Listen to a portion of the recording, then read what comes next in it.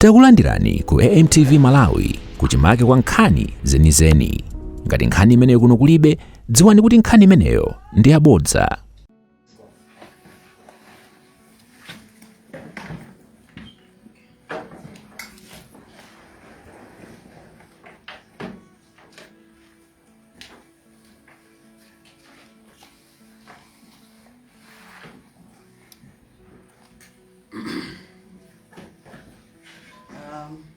Tsiku la lero ndi tsiku lofunikira kwambiri, tsiku lopatulika. Ndi tiyambe ndi kupereka ulemu kwa onse amene abwera ngakhale takudziwitsani nthawi yotayitha. Lerolo ndi tsiku labwino chifukwa my Congress Party takhala tili chete kukambidwa zambiri. Wina ena samadziwa kuti kodi anthawa nchifukwa chani. Ife tiyambe kunena kuti ndi chipani chimene timadziwa kuti kuwina chisankho sikuchitutsa mabodza, koma ndikukhala pa ground, ndikumaona amalawi, ndikumakhala nawo muzabwino ndi zowawa, muzimene tikuyesa kuti tipange kuti dziko linolo litukuke. Lero ndifuna ndiyambe kulongosola kuti Atolankhani aliyense ali pano amasuke kuti tikamaliza zimene tikulongosola amasuke kufusafuso lina lililonse. Nkona mwaona kuti pano mwafika nyumba ino yadzaza Atolankhani okhaokha. Sitinafune kuti pano tidzaze chipani, fatufuna mumasuke mutifuse mmene tingafunikire kuti mufuse, muti muonetsetse kuti zimene tanena pano tunena ndi zoona kwa mtundu wa Malawi. Ndi ulendo wathu tiyamba motere.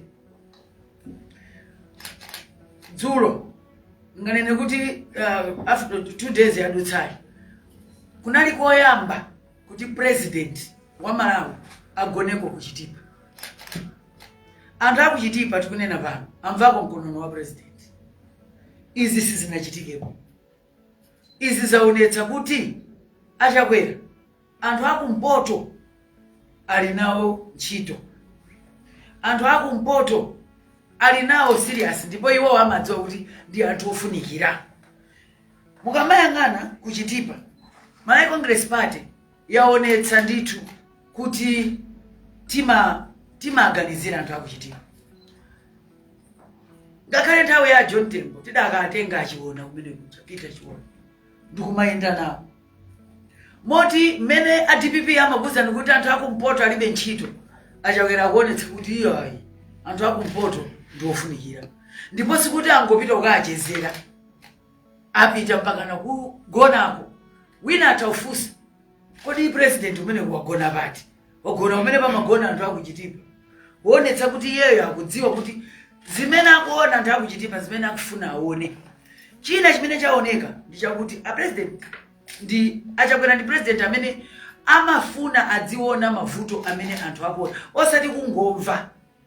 Ife my Congress Party tikuti dziko lino likufunika, osati a ghost kapena absent president woti ngakhale kuti angopita ku manifesto kulephera kupezeka kulibe, woti tsiku la mawali ADPP atatadzaka nile Professor Peter Mutali woti manifesto sindikwadziwa, sitingada kwefada ali kunalibe, oti zimene aperekazi situdziwa kuti zachokadi kwa president, koma watu osati kungokhala pa manifesto boka, koma wachitopita kuchitipa ndikagona komweko.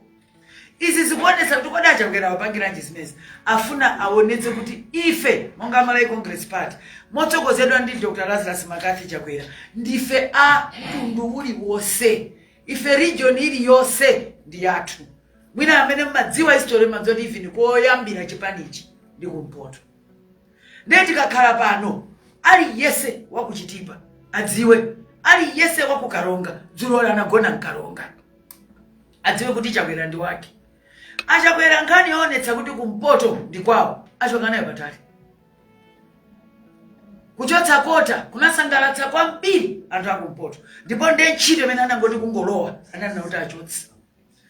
Apa tikamanena kuti anagona kuchitipa, ndifuna ndikuze sanagone ma hours ambiri, agona momaganizira kuti mavuto akuno ndi chani. Tukamba lero chipatala choti chinalika community chapangidwa upgrade talire ukakhala tsopano chipatala chenicheni. Wina ataofusa kuti zimene zonse mukuti zitithandiza motani.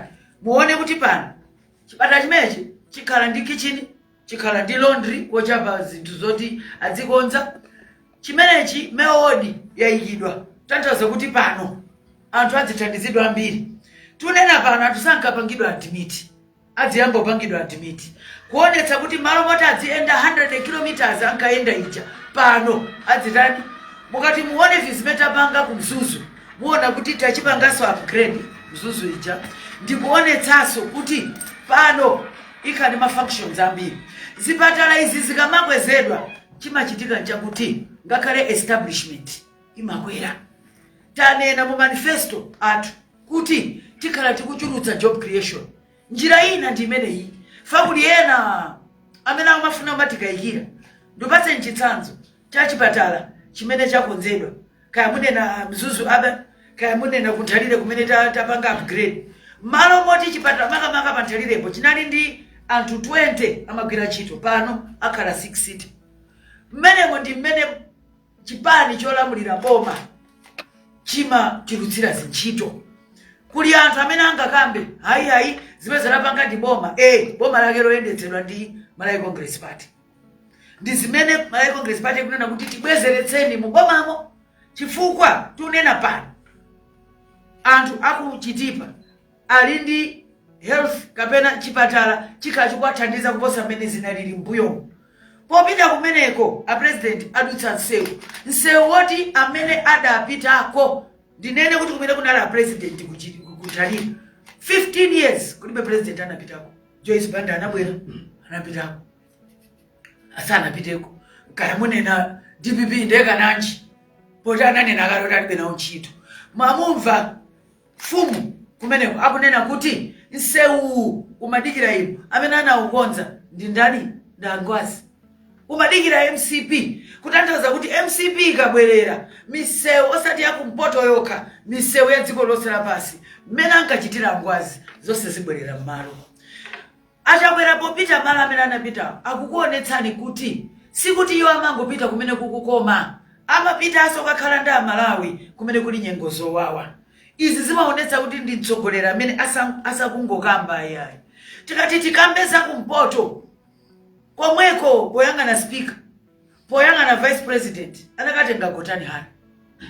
Tunena pano the first woman kukhala speaker, kukhala deputy president, first deputy. Akuchokera kumpoto. Pano tunaona kuti hayi ife anthu akumpoto ndi athu ndithu. Takatengaso running mate. Running mate akuchokera kumeneko. Moti pano ndikuyankhula pano anthu adziwe ichi. Achakwera posankha anthu akumpoto. Lero ali yese wakumpoto akamayenda udzingoti ine ndi running mate. Chifukwa vitu mpandosi wake wakunyumba ndi mpando wa ali yese amene aliko. Kutanthauza kuti ife kuno ndipo ndinene pano kudakakhala kuti nkotheka kuti running mate amachokera maboma wose. Ifetu tidakakhala tikusankha, ife sitisankha ntundu. Koma kwa lero ali yese wakumpoto wina akamakuzati hayi takavotera zina zake kwa uzoti hayi mwachedwa kaya. Ine ndi running mate.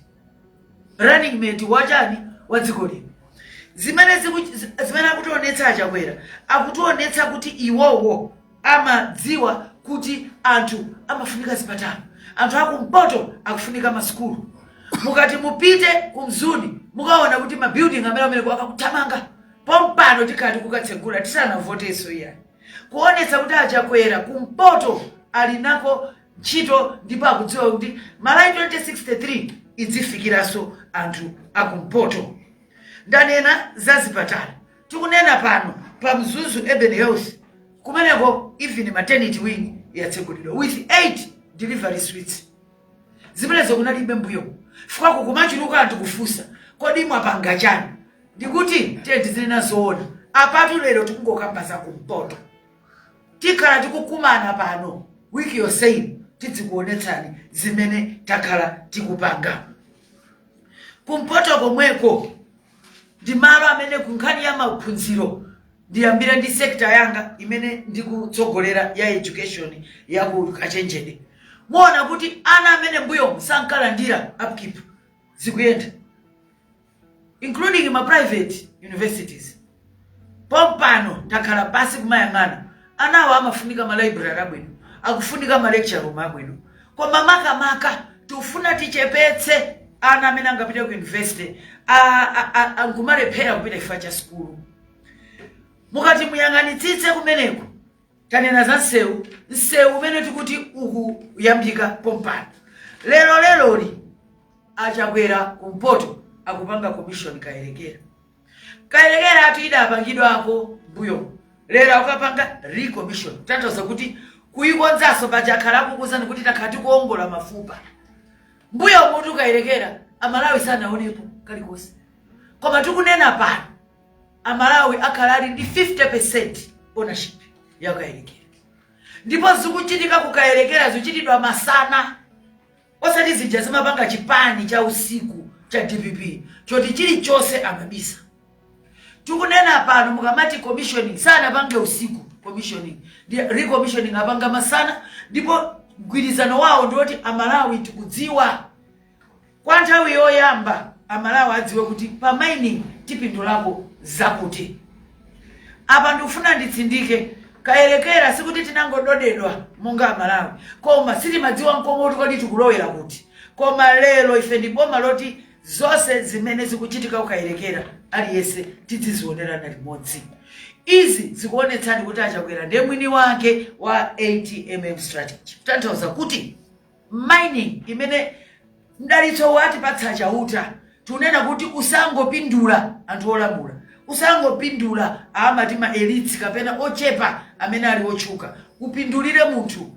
Nkona achakwera kuti akangolowa mboma akabwerera mboma pa 16 pa mwana obadwa tsiku limenelo, mwana ameneyo boma lidzipanga deposit ndalama mu account, ndalama zokuti adzagwiritse ntchito akakula.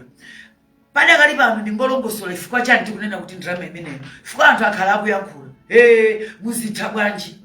Anthu adzikumbukira nthawi ya achakwera ndimene kwapezeka mamaini. Koma iwo asankha kuti mamaini amenewa tisaone zimene tikuona ku DRC Congo, tisaone zimene tikuona kwina kuti kupeza mamaini khanga tikukuti pasula. Ife kuno imene ntchito ina imene igwire ndalama za ku mamaini nditsogola account. Poti ndayamba kale kulongosola tsogola account imene ndimene tikunena kuti masukulu aku university ipita patsogolo, aziphunzitsi aoneke kuti ali ndi moyo wabwino. Dzana ali ndi mayendera ma TTCs akumpoto tauza kuti ali mbentima. In fact oldest TTC ikuchokera kumene koko. Tinakafika nditu mpaka na Parupi, tinakafika Karonga. Nkhani yake kwali mbitsa ntima kuti mmene tikuti pa 16 aziphunzitsi ana skulu, ndipo ma skulu au kachenjede akhala kuti alowa imeti mati digitalization kapena makina imene igwire ntchito limodzi ndi 80mm strategy kuti mining ndi tourism ndi manufacturing zonse ndi agriculture yathu ziyende limodzi.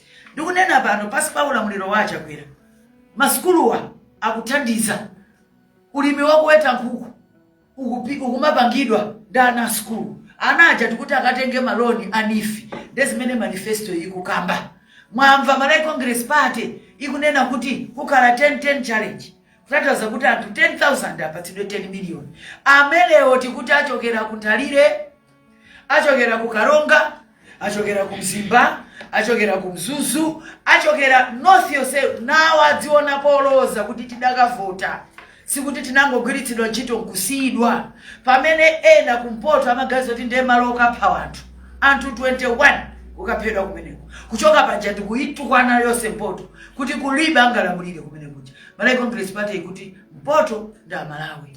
Mpoto inayo ione 10-10 challenge. Itikamati dzikwaya ana a skulu adziyambiratu entrepreneurship, ayambe ma business, azimai apange ma business, adzita kuzisamala nawonso akhala kuchokera kumeneko. Uyu ndi president amene sango yankhula koma kukhala pasi timati munthu amene ali mbale wako amabwera kudzagonako ku nyumba kwako, kudzajako sima ku nyumba kwako. A president apanga zimenezo. Dzuloli anagona kuti kukaronga. Uyu si president amene amangokhala uko ndipo tikati tinene nawo ndithu adzakhala ma president oti makale mukamati muyankhula chachitika nchani adzadzuka mawa kuti abwera adzafunse kuti kodi muti dzulo munatani muzichitwa kumbutsa kuti timati titere uyu ndi president wochita, president wa nyonga zake, ndipo nyonga zakuzigwiritsa ntchito kupita paliponse m'Malawi mopanda tsankho, mopanda kuti awawa alibe ntchito.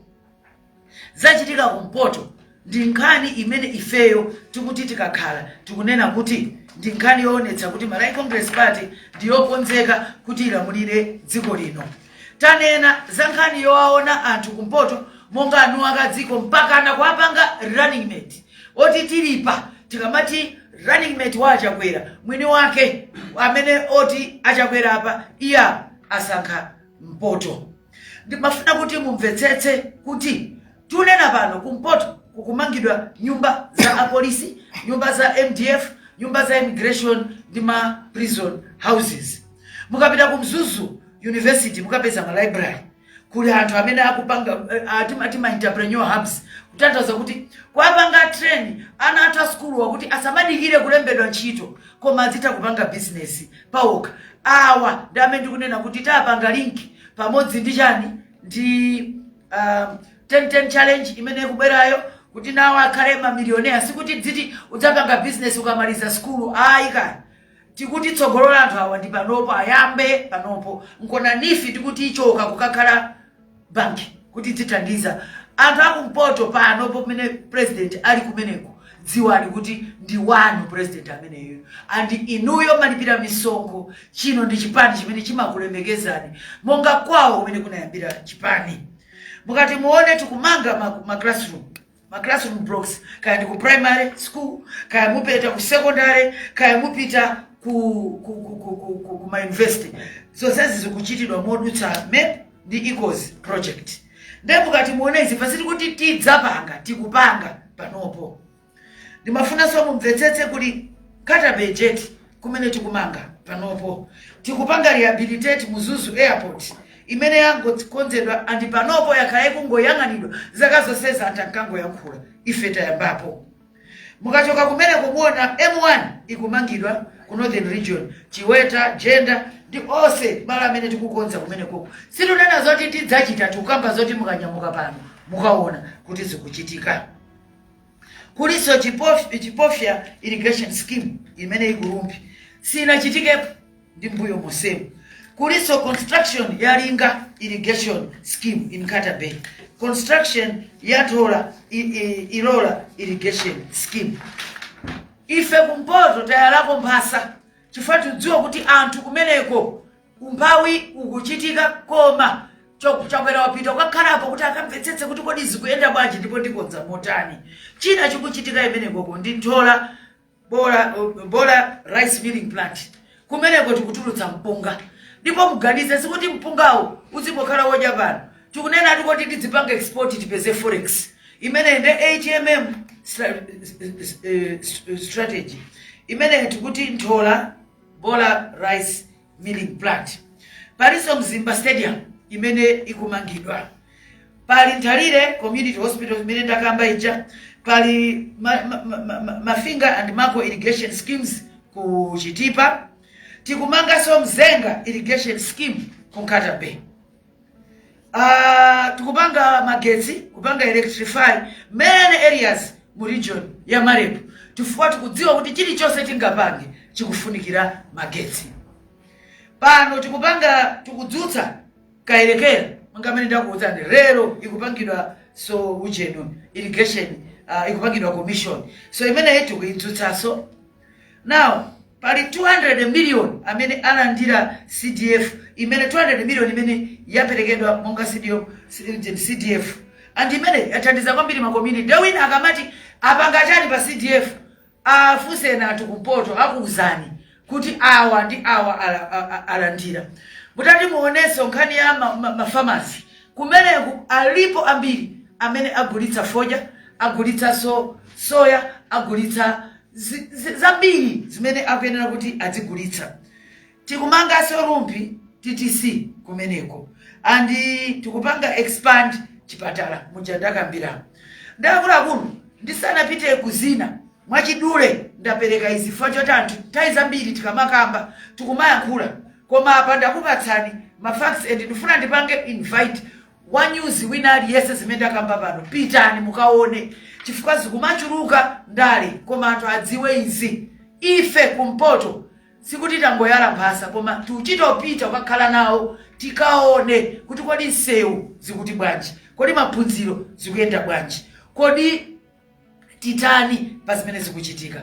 Nkhani ina imene ndifuna ndikambe pano ndi nkhani yatsogolo account payokha.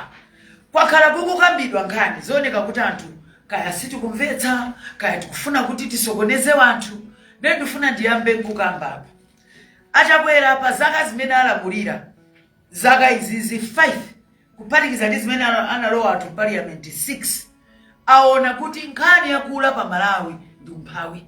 Ndiye tifuna tidule imene amati cycle of poverty, kapena kuti umphawi usamachita kubereka ma generation. Ndiye akufuna kuti kuyambira pa 16 mwana wobadwa pa 16 September kupita kutsogolo abadwe mu dziko limene lidakonzeka kuti yeye wabadwa.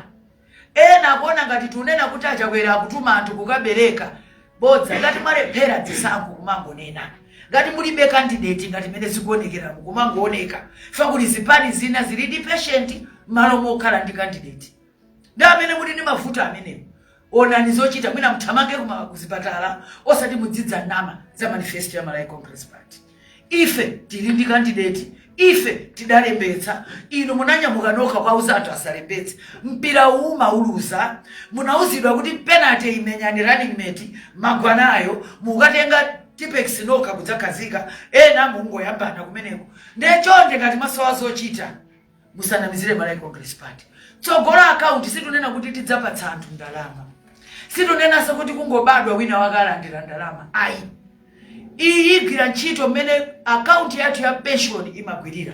Ndifuna ndikumbutsa anthu pano, tikanena kuti tikukonzekera pension situnena kuti tikukonzekera kuti anthu amwalire kapena asiye ntchito. Ayi, chimodzimodzinso tikuti mwana akabadwa tidzikonzekera, sikuti boma lidzingodziwa kugula matewera okha. Ayi, tidzikonzekera kuti mwana waye adzafuna kupita ku university, tidzikonzekera kuti mwana waye adzafuna business. Panopo anthu ambiri amene tikuvutika ndalama anakulephera kupita ku university. Loans board taipereka ndipo tachulutsa anthu, koma tikuona kuti sikufikira aliyese. Ndatakhala pasi achakwera anena kuti tufuna tikonzekere kuti amene ali osauka nawo ma business afikire, nawo university school ya ukachenjeri yafikire, ma school aku primary adzita kuthandizika. Ndiye zimene zichitika zoti mwana wobadwa achakwera kuyamba second term, boma likatenga ndalama ku account number 1 ikayikidwa ku investment account. Boma lidziponya ndalama mmene mjamu, ndalama zichazizipanga gain interest. Mwana amene abadwa pa 16 pamene achakwera akhala ata akulowa second term, woyamba kuti timpatse cheke chake chidzatuluka pa 2043. Kutanthauza kuti sikuti wina pana akhale pasi nkomati ndiye ndalama mukazitenga kuti akuluakulu kuti tithetse umphawi tikonzekere mavuto. Osati kuchita kuti palibe chimene tingapange. Chakwera si president wokweza manja mwamba, ndi president amene amasolva mavuto. Ndi apa pakadziponyedwa kandalama kaja moti panopo mtati muyang'ane muona kuti tidakakhala kuti tidayamba kale bwenzi pano kuti ayamba zaka zochepa zoti mwana amene afike 18 years boma limpatsa cheke.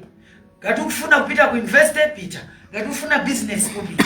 Kutanthauza kuti kulibe kholo limene lilandire ndalama ifacho kuti mwana wabadwa. Ayi ndithu, palibe amene alipidwe ifacho kuti wabaditsa mwana, koma boma liyamba kupanga plan imene tikutchula Chakwera legacy generation. Kutanthauza kuti Chakwera akutulutsa ana amene koyamba adzidziwa kuti nabadwa mu dziko limene linandipangira maplani. And izi zikudzali yese oti tikudabwa amene akulalatawo ana onse apanga qualify. Chifukwa zinthu izi sizayendera kuti ndi wakongereza, zidzayendera kuti wabadwa ndiwe Malawi.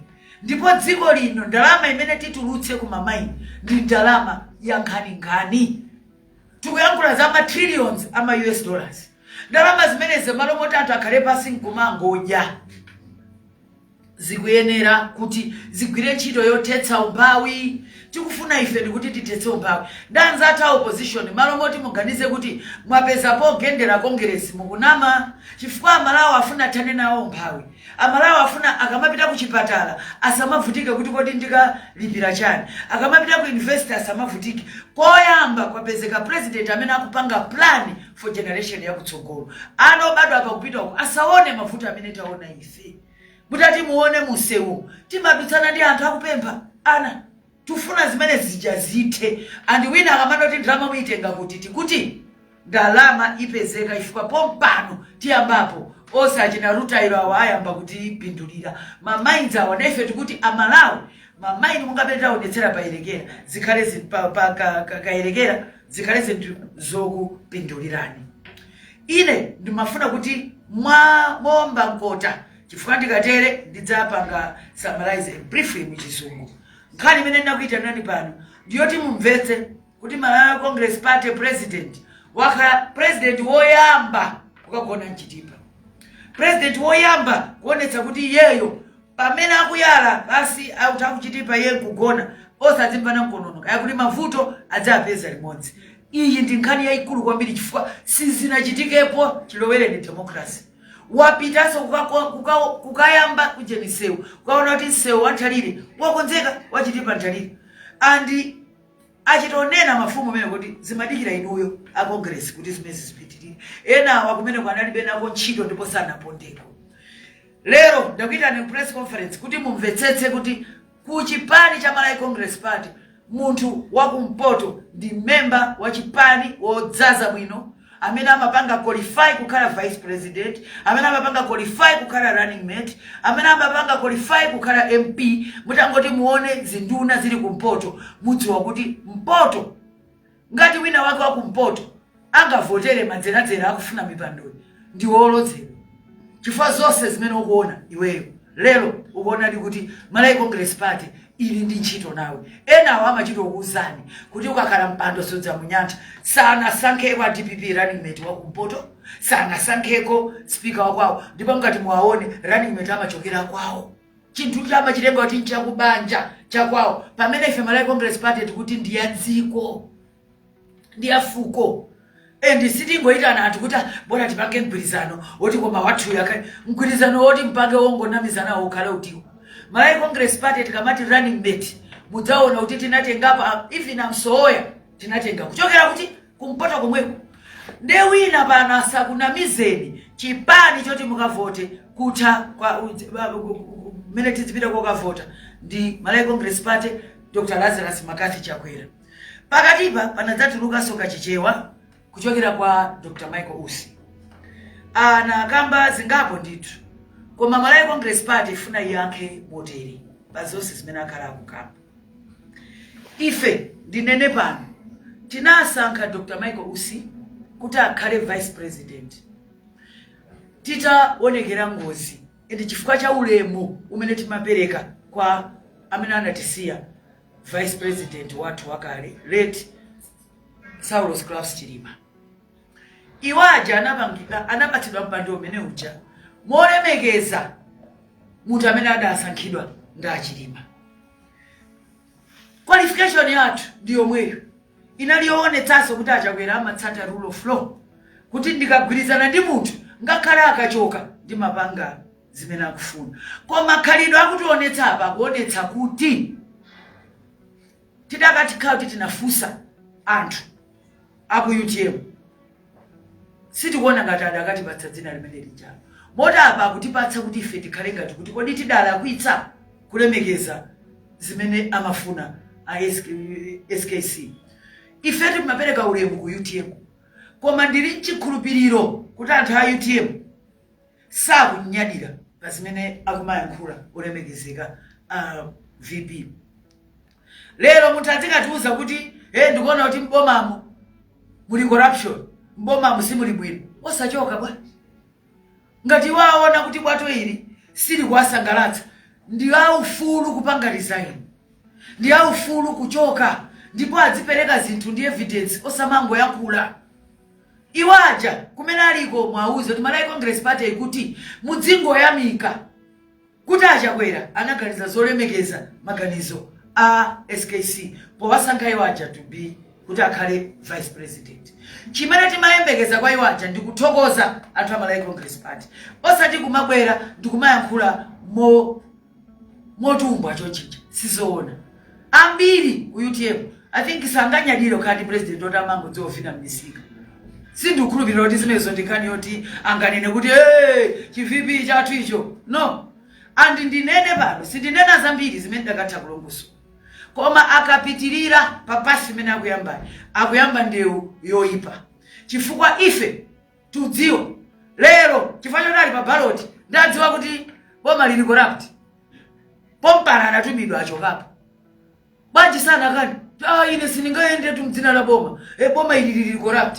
Poto akhala pa ballot ndewadziwa kuti boma lili corrupt. Ine ndiyankhule tsopano fandi kama yankhula sindikuyankhula malo mwa president yekha. Ndimayankhulanso malo mwa achipani. Achipani tunena kuti Dr. Michael Usi tisamaleni. Chanu chingokhala kuti yamika. Osati kuti muyambe ndewu ndi Malawi Congress Party. Fika imene simuita. Ife ndi chipani chokhazikika. Panopo titati tikufuna mfufuzidwe.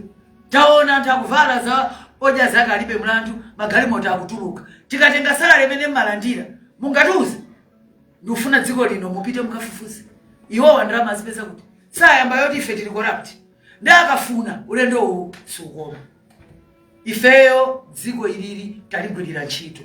Anthu asatitengere ngati kutitengera pantoso ngati nyama yotani. Ayi. Zimenezo sitikulola. Malawi Congress Party yachita zinthu zimene samaganizira. Kuli banka ganiza kuti tingathe kupanga triple drama zimene amalandira anako invest. Kuli bamaganiza kuti tingatsegule cancer center.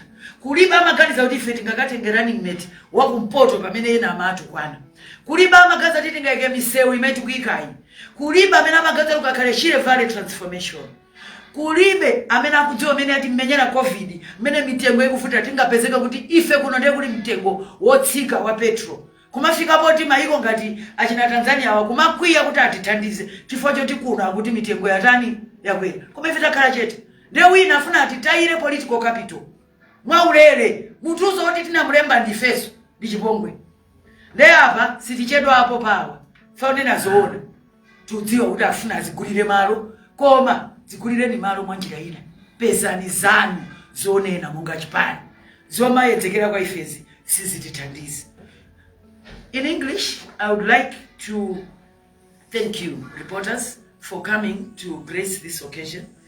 The reason why I have called, as the spokesperson for Malawi Congress Party, I've called this presser, is really to keep you abreast, especially with the visit of Dr. Lazarus Makathi Chakwera in the north.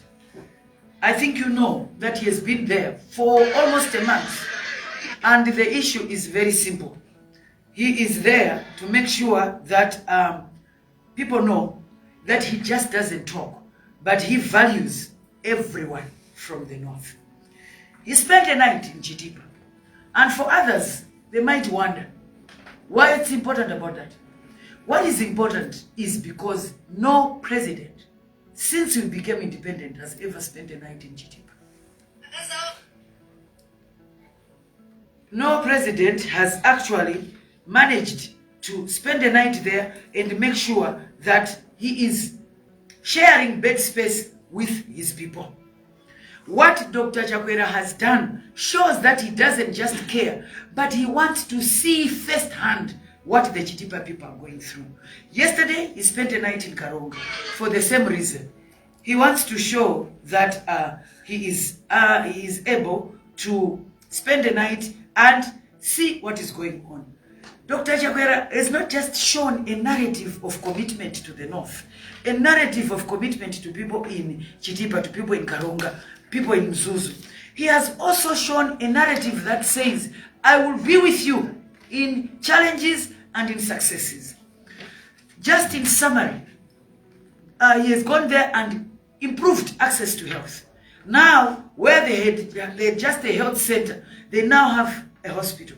Why is that important? We now have more services. The establishment has been increased. We're now talking of a maternity ward, a kitchen, laundry, and all of that. From 20 people being employed, we're going to have 60. So he has also looked at job creation. We want to say that not only has increased access to health, you look at education. The people in Chitipa can boast of him attending to all the factors that matter. Remember, this is the president who removed quota system. This is the president who is putting up infrastructure in Mzuni and even the private universities there. This is the president who has even agreed to break ranks with IMF when they were telling him not to hire teachers. This shows a leader who is committed to his people, creating jobs, but much more important, increasing access to education. When we talk about the North, this journey started even during the time of John Tembo. We went to pick Peter Chiwona there. So our commitment to Chitipa, our commitment to Karonga, the running mate in the past was actually Msoya. Now Msoya is from Karonga. Now you can see, this time around we have said we are looking for a running mate. We've gone back to the North and picked Honorable Engineer Vitubiko Mumba. When we see Dr. Lazarus Makathi Chakweira's visit in the North, read it as a commitment of Malay Congress Party to the people of the North. And every Northerner, if you greet them today, know you are meeting a running mate. Because Honorable Vitubiko Mumba is not holding that seat in personal capacity. He's holding it as a representative of the North. So whether you are from Zuzu, or you are from Chitipa, Karonga, name it, Nkatabe, you are the running mate of Malay Congress Party. That is why in this press conference, I am saying, unless you have been bewitched, or there is something wrong with you, anyone from the North cannot vote for any party, for anyone other than Dr. Lazarus Makathi Chakweira. He has actually sat down and shared meals with people from the North, slept there, talked to them, and seen and make sure he's seeing firsthand the challenges that they are going through. I've actually chronicled all the developments that are happening there. And in summary, I'm not going to go through all of them. I'm just going to say people must be very clear that we are actually building defense houses, that is the police, MDF, immigration, prison houses that are being constructed, Mzuzu University Library, and the entrepreneurship hubs at Mzuzu University. We are constructing classroom blocks in all primary schools and including secondary schools under the MAP and ECOS project. Construction of the Nkatabe Jetty. We have rehabilitation of Mzuzu Airport, which has been dilapidated and was stalling before. We have construction of the M1 road in the northern region, Chiweta, Gender, and other sports under construction since they are, they're on sustainable roads. And we're making sure that they're on sustainable roads. We're also constructing the Chipofia irrigation scheme in Rumpi, and it's the first ever, and it's magnificent, and it's something that stands out in the district. There's construction of Linga irrigation scheme in Katabe. There's construction of Ntola Ilola irrigation scheme. There's also the Mzimba Stadium that is being constructed, and we've got Ntarire Community Hospital in Chitipa, construction of Mafinga and Mago irrigation schemes in Chitipa, construction of Mzenga irrigation scheme in Katabe. I will go through the whole list because sometimes when our opposition runs out of what to talk about, they like running to development partners and saying we are doing nothing. So I want you to have clear ears on what we are doing. There is also electrification of most areas in the northern region under Marep, and we have revived the Kairekera uranium plant, and 200 million CDF has been dispersed in communities in the north.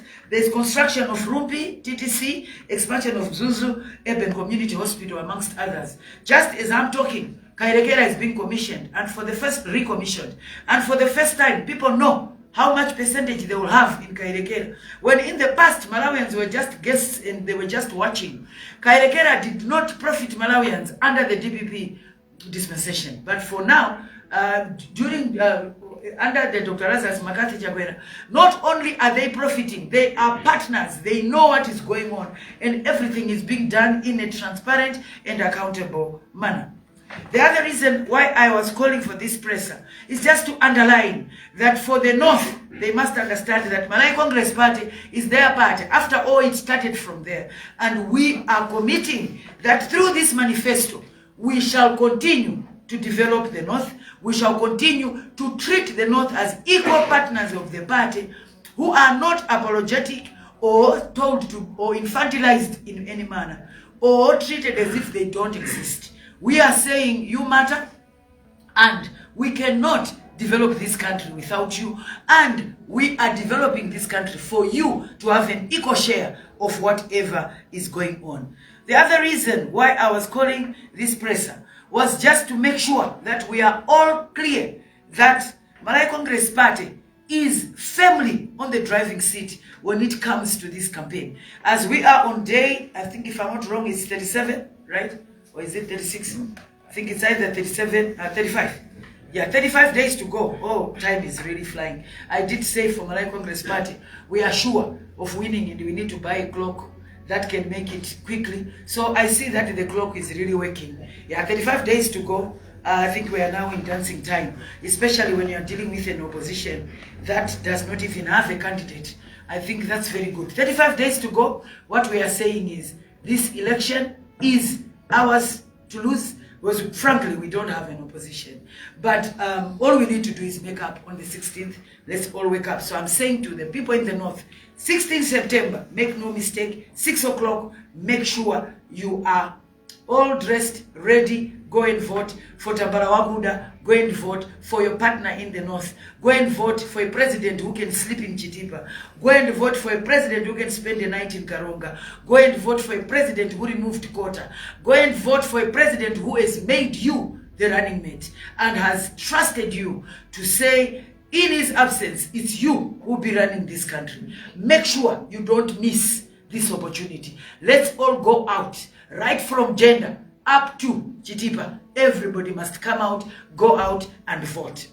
The other issue that I've handled in this press conference is actually the issue of, I think I've also talked about the Kairekera, I've covered that. I've talked about the Ntalile Road, I've also talked about that.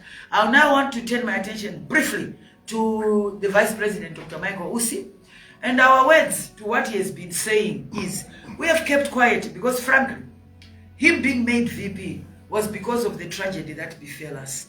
And Dr. Lazarus Makathi Chakwera wanted to honor late SKC by putting in position the person whom he had trusted. It was because Dr. Lazarus Makathi Chakwera respects the rule of law and respects agreements that he makes when with his political partners. We want to call on the VP not to abuse that opportunity that he got, because frankly, he wasn't going to be vice president if it wasn't for that tragedy.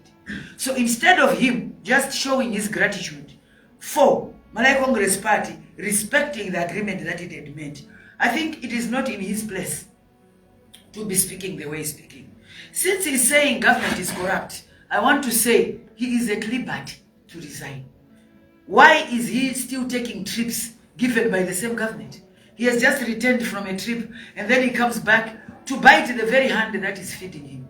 He must understand, when we talk about Malawi Congress Party, we're not just talking about Dr. Lazarus Makathi Chakwera. Dr. Lazarus Makathi Chakwera gets his powers from the people of Malawi Congress Party.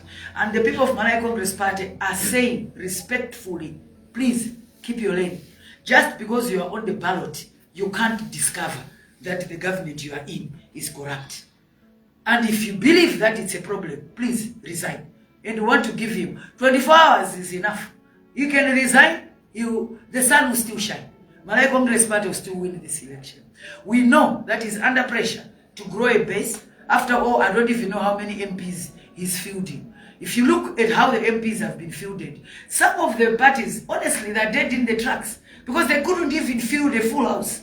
How do you think you win an election? So now, because there are parties that don't even know what to do, grasping at straws, he must not abuse the political capital that he has been given by Malawi Congress Party. We have no problems with him standing, but can he build his political capital on his own? Malawi Congress Party supporters are not amused by the way he is speaking, and we are saying, if you don't like being in government, get out. You can't use our resources, come and be abusing what we have necessitated.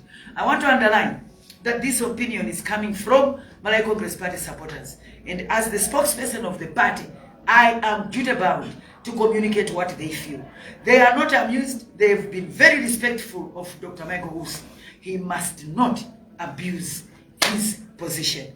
Let him campaign fairly, but he must not abuse his office. If he has problems with this government, he is free to resign, and we would be glad to receive his resignation. As for us, we've come here to tell you that for the North, please look at Dr. Lazarus Makathi Chakwera as your partner, as your only hope, as your servant leader, the one who has come to make sure that you have good education system, we have quality education system from primary up to higher. You have good health, you have got good businesses, you get NIF, you also get into Gulapakomo, and you are able to function properly. At this juncture, let me thank you very much for listening. I will now be able to take questions, and the one who was doing our PR can come.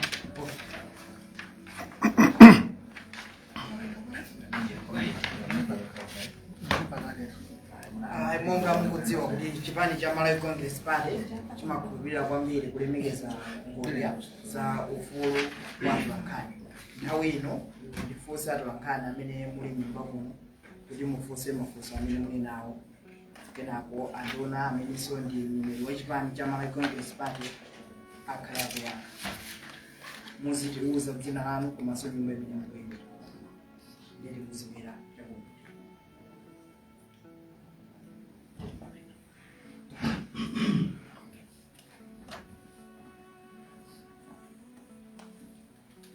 Officer, It's okay, go ahead. Okay. Zoom kwambiri ine ndi Patrick Kachere kuchokera ku Mount FM. Olemekezeka makambapo mfundo zosiyana ndipo imene ndayigwira bwino ndiyofuzana ndi nkhani ya ndalama za ana amene azalandira akazakwanitsa zaka 18.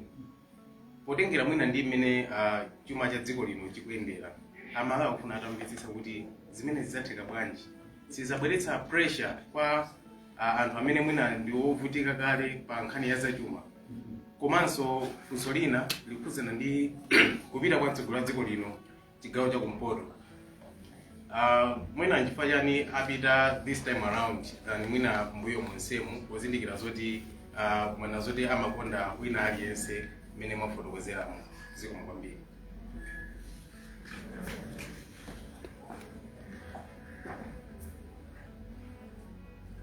I think we can take a series, then I take them together. Let's suggest. Gatukuri winner.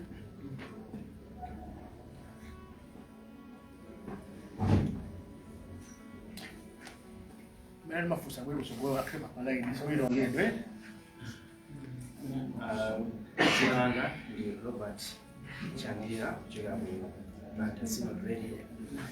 Nofuna tango vetsetsa wazosenza kuti ngati chipani ndinokudziwa kwambiri ndi mmene wachiri wansogolo wa dziko lino mwina akuchitira misonkhano umanena kuti mwina boma kupanga zakatangale mwina ngati chipani mukuona kuti ndizotheka kukhala ndi nthawi mwina kwayitanitsa kuti mukhoza kukambirana kuti mwina amavuto enawo ndikwatha kudzera muzokambirana.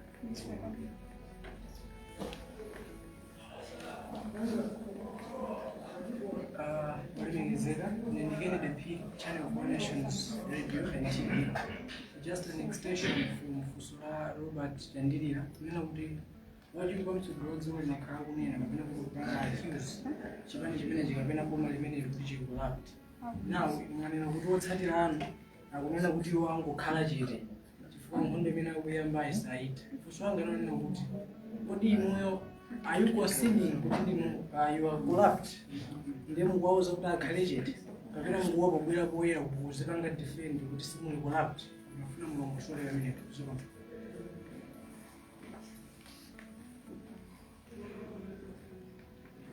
Ena songa yalipo kuti mwina amalengera Mina manobo ndikayakha tichotenga siku za udete. Ndikuyamikeni kwambiri amene mwafusa kujanenera poyamba. Tinachita dala kuti lero pasadzaze anthu chifukwa tufuna mumasuke. Mufuse nditu muyankhidwe maufulu eti. Ndiyambire ndi nkhani ya tsogola account. Ndinene kuti chimene tayikira account kuthandiza osaukawo So kunena kuti tipereka pressure kwa osauka tikuti ndi ndalama zimene zimapangidwa budget chimodzimodzi zimene timapangira pension tikamachotsa kukayika kwinako zimenezo zimapatsa pressure bwanji kwa munthu osauka. In fact zikuthandiza osaukayo chifukwa ndalama ikuchoka ku account number 1 kupita ku investment account, ndipo tikuti ndalama izi zikhala linked imene tikutchula sovereign account. A president adatchula kale zoti titsekula sovereign account, ndipo ife tathokoza kuti zipani zonse zapanga adopt, zipani zonse zaukulu zakopera pamene a president anainena yima manifesto asanatuluke ayenawa. Ndipo atikopera ndi bwino chifukwa ife ndi mother party timadziwa kuti anthu tikapanga chinthu amachikopera. Ndeti kuti tsogolo account ikhala linked kwa sovereign account iyo. Tsono mukamanena kuti zipsinja anthu osauka atu sikuti tikuti adzipereka iwo. Ayi. Ndalama izichoka andife kuboma kuwena kubera ndalama zokwanira chifukwa cha mining, chifukwa cha manufacturing value addition tikupangai, chifukwa cha tourism. Ndi zimene tikunena kuti ndalama zimenezozo zipite kukathandiza ana obadwa amene angakwiye kapena kusamvetsa izi ndi munthu amene akusankha chipirikiti. Koma ife tikuti boma lipange plan for anthu osauka kuti osaukawo asiye umphawi, asiye kuvutika mmene akuvutikira. Chifukwa mmene taonera chikuvuta palibe system maiko ambiri twayipanga adopt uije ndi concept imeneyi. So kwa amene mina tikufunika kuti titere mina sitikuimvetsetsa bwino ndinene kuti makopezi a manifesto yathu alipo apo umu tikulongosola bwino kuti kodi tsogolo account idziyenda bwanji koma mwachidule sipsinja anthu osauka.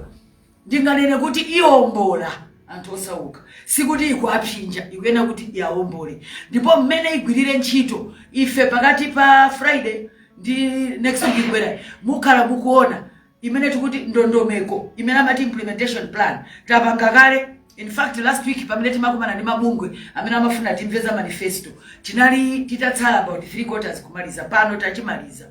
Amene ali ndi kukayika implementation plan ilipo, ubwino wake tidzapanga implement ndife. Ndinene pano akuluakulu mmene tili ndi registrar wa political parties zikutanthauza kuti chipani chimene chiwine pa 16 document ikhala government document chifukwa Malawi akhala kuti akuvoterane pachani pa manifesto awa. And dziko lonse ali yese akamayendetsa akuyenera kumatsata ziti chifukwa kulephera kupanga izi kuti takumuditsa zinthu zimene iwo anavotera. Nde ife palibe chimene tayika umu chimene chingatikanike.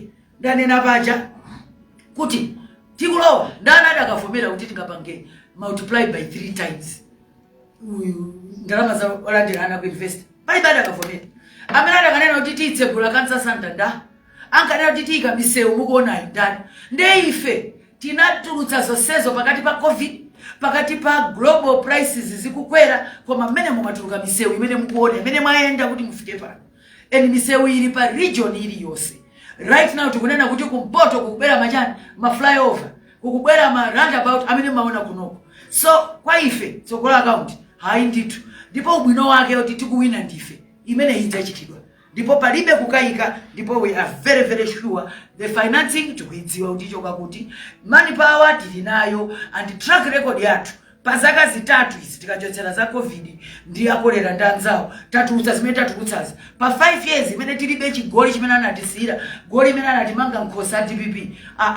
Tiyenda bwino chifanga ma blackout tikauti tathana nawo zina ndi zina zimene zotijera ndalama ngongole zimene adasiya nzathu amene amalephera kuyendetsa bomawa zikhala zitapita. Ne kwabwera funso lachiwiri kuti chifukwa chani wapita pano. Tinene chilungamo chakwera wakhala kupita kumpoto. I think anthu ngati tufuna we can even produce you pictures. A president amapita paliponse, ndipo ngakhale mtati mupite anthu amapita, even amakumana ndi anthu osiyana mutati mupite mukaona kuti anthu state lodge kuja anthu amabwera osiyana achakwera kumpoto ndikwawo. Pampano anali ku south, pompano muvota anali ku east. Ndi president wa dziko lonse, si president woti nchifukwa choti ndachimwene auje. Hayi, uyu ndi president amene amadziwa kuti aku eastern ndi yanga, aku south ndi yanga. Ife mkamtati mnena kuti tinachokera kuti kose tili ndi maziko. Ndiye kuti tinene kuti wapita pano akuluakulu tizinazoona wakhala akupitapo kumpoto kwambiriso ndipo pazifuka zosiyana. koma makamaka chifukwa chokakhala ndi Amalawi akumpoto ndikumaona kuti kodi zinthu zikuyenda bwanji. Pafusidwa kuti kodi simungangokhala pasi kukambirana ndi vice president. Ife ndiye chipani cha contact and dialogue chika palibe vuto tikhala pasi. Koma chimene nganene chakuti pano ndi 35 days to go. Suyang'anira munthu akupanga chibwana. Munthu ngati akufuna kuonongere political capital akweno yankidwe. Ngati afuna akuonongere mpamba wako mundale akwena kuzidwa. Eni masupporters a Malawi Congress Party mudzidziwa kuti ndife anthu opirira. Anthu amata kuti gendera president convoy ife chete kutipera ngati mena panga DPP kutipera masupporters 2 pakokayika mmanda chete. Koma nthawi zina timatopa. Then nene pano ine sinanene kuti a vice president akhale chete. No. Ndakamba nkhani yokhala chete ponena kuti asiye zomanama. Koma pankhani yoti iwo ngati ali ndi umboni wa corruption abweretse nkona tili ndi ACP. Tiunena kuti asamangodzuka mawa kunena zinthu zoti alibe nazo umboni. China a vice president ndi pate ya bomalo. Ngati iwo wapona kuti ali boma limene asakufuna tikuti atomasuka achoke. Koma izi zoti wadziyankhula no problem. Ayankhule mene angayankhulire koma adziyankhula zinthu zimene ali nazo fundo, ali nazo evidence 1. Number 2, asakhale party ya chinthu chimene iwo asakufuna. Palibe amanga dzikondo kuti khalani apa khalani vice president ngati akuona yo kuti na bomali aisiye convoy ichi kalapo anyamuke adzipita misika mumakavina ngumatani kumanena fundo kumeneko. Palibe amene adandaula atawamanga dance ndipo ine ndikhawoyambirira kwagulira ngoma adzika chapa dance kumeneko. Koma asamachule mdzina la Malawi Congress Party aone masewera. Ngati apeza kuti ali ndi vuto angotani yoho angosuntha kaimapo chifafeso za madramas timaziona. Koma ife tinalolera kuti ndiye choice chinali cha SKC ngati pangapani. Koma izizi zote azisokoneza drama ndi ndale ndi masewera. Ife tikupanga zoyendetsa boma pano. Ndi apa chimene mafuna ndinene mwachidule. VP asankhe chimodzi. Sungakhale chinthu chimene osakufuna. Ngati asakufuna za Malawi Congress Party government atisire. We are more than capable tita kuyendetsa chinthu ichi. Bwino wabandayo and the sun will shine. Tomorrow we'll wake up again and Malawi will continue to be led under the wise and dynamic leadership of Dr. Lazarus Makathi Chakwera. I think I've made it clear. Are there any other questions? Right. Thank you very much. And I think in the interest of time, I will give a space for those who want one-on-ones. But let's close and have a prayer so that we can deal with what's coming after. I want to thank you so much for asking honest questions and also being forthcoming. Thank you very much, our media.